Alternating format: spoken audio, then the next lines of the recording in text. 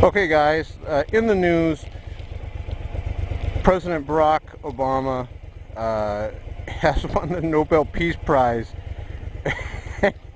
and he hasn't even done anything yet. It's weird. Now, I have here a list of the Nobel Peace Prize winners, and it appears to me that there's a pattern. Look, Jimmy Carter, the worst president so far we've ever had, was a Nobel Peace Prize winner, and now we have Obama. Mikhail Gorbachev. Why wasn't Reagan given the Nobel Peace Prize? He did a lot more than Gorbachev did. It's just unbelievable. It's so blatantly... Oh, by the way, Al Gore. What's he done? It seems like if you're a liberal socialist, you know, the majority of the people... Oh, by the way, the majority of people, you'll get the awards. So we're going to talk about Jimmy Carter and all that. I got to hurry because we got to ride fast.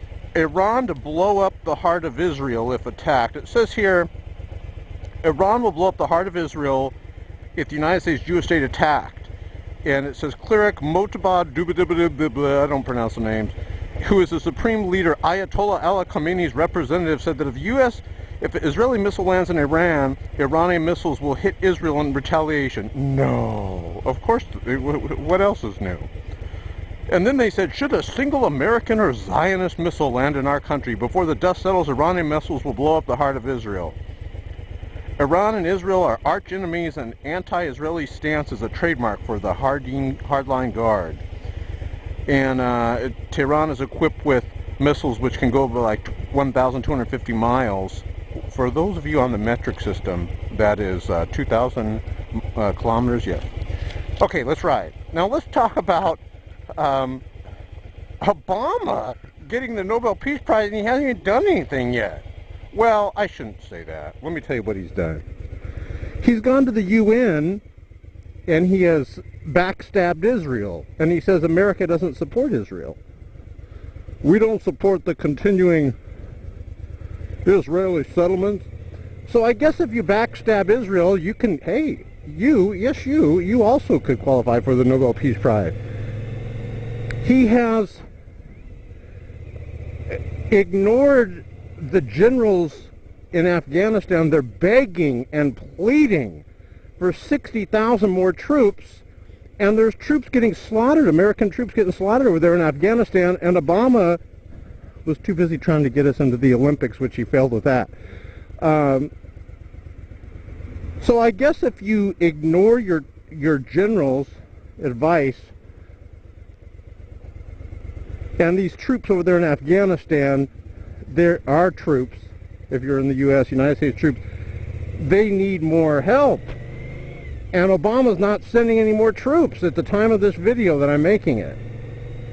The one general, it was so bad he wouldn't even meet with the general. The general had to go public and say, look, he's not even meeting with me. I haven't even seen the guy. So I guess if you go ahead and you... Is this truck going to pull in front of me? I guess if you go ahead and you just disrespect your generals and don't meet with them, you could win the Nobel Peace Prize. You, yes, you.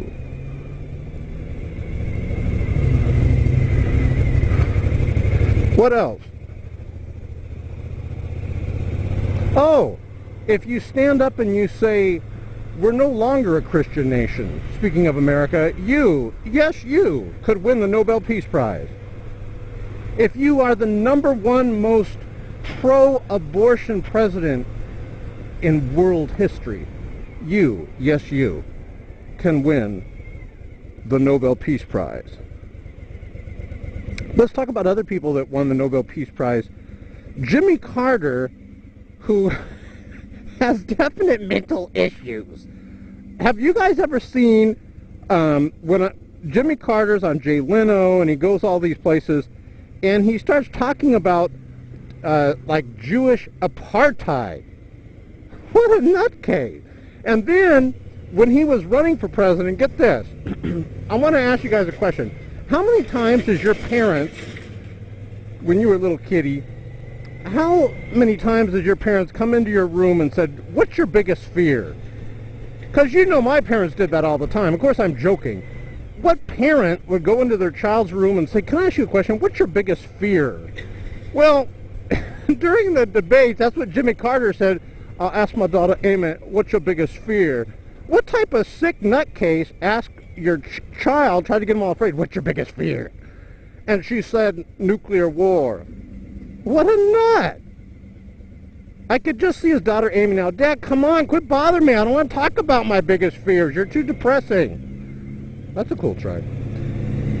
Now, another thing that I find absolutely hilarious is he loves to talk about how he lusts after women. He talks about it. Now, he doesn't talk about it where he's glorifying it, but we know he is in like a weird sort of way. He was on, I think it was Jay Leno, and many places, whenever he's at, like, you know, he acts like he's all Christian, he goes, I'll have to confess I'll have a problem with lusting after women. And he admits it right there in front of everybody. Okay, fine. So he's admitting, you know, he's a nutcase and he's lusting after women. Then he goes on another show and he says the same thing. Every time he's on, like, on a show, he talks about his problem of lusting after women. And this is, yes, you, if you lust after women, you could win the Nobel Peace Prize. You know what? I'm not kidding you. If somehow, some way I won the Nobel Peace Prize, I would say, you know what?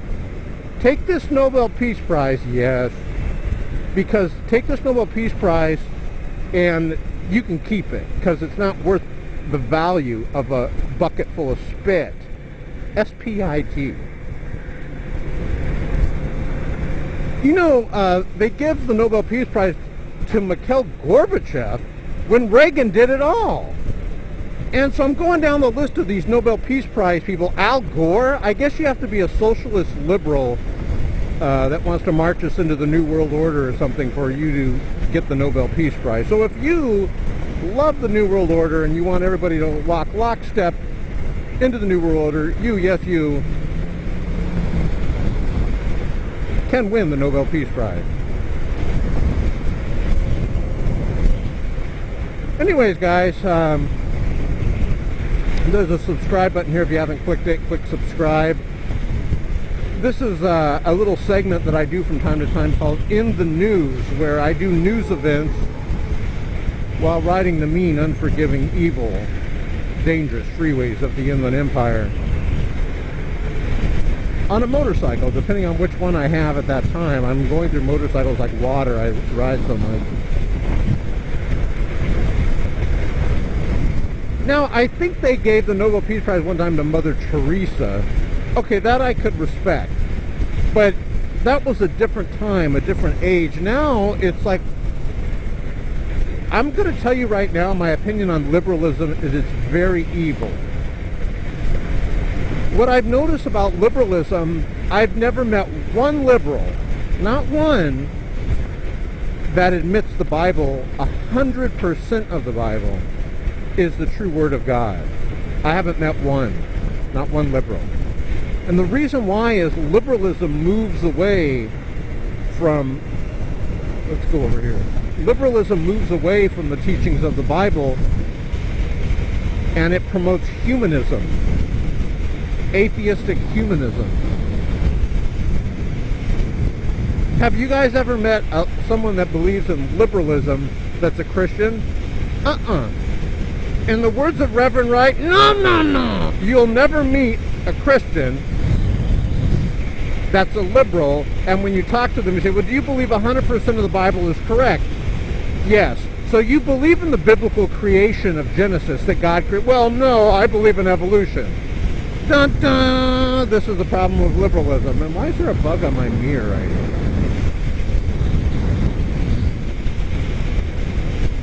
Now, you know what? Giving the Nobel Peace Prize to Obama, it was so blatantly liberal socialist bias that even Obama notices it, and he's like, you know, I don't think I've done anything to earn this. Oh, by the way, if you want to get the Nobel Peace Prize, say what Obama said and said, one of my daughters got pregnant, I wouldn't want to punish them with the baby. If you believe babies are a punishment, you, yes you, can win the Nobel Peace Prize. God bless you guys. Have a great week. I'm off to ride like the wind. Maranatha.